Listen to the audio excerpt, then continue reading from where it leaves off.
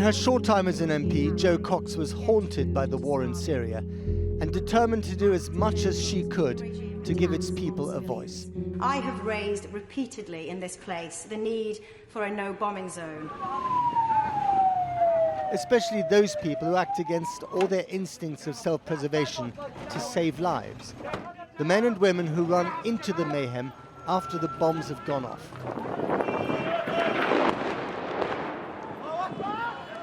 The white helmets. Jo Cox wanted them to get the Nobel Peace Prize. To save one life is to save humanity. That is their motto, a quote from the Quran.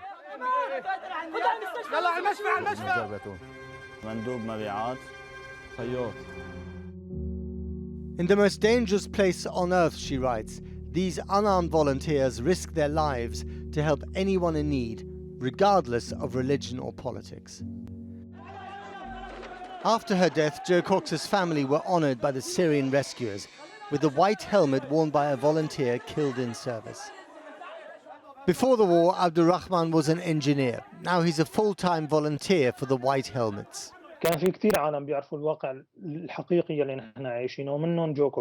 There aren't many people who know the reality we live in, but one of them was Jo Cox. We are planning to establish a white helmet group called Jo Cox to save civilians and to carry on the message she was trying to convey to people.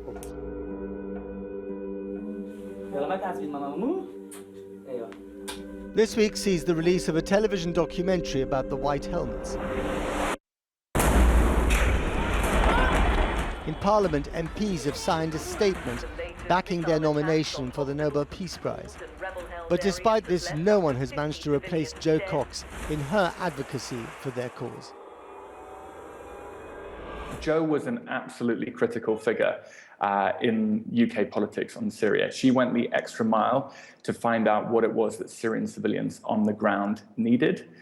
To those who question their impartiality, the white helmets insist they never take sides.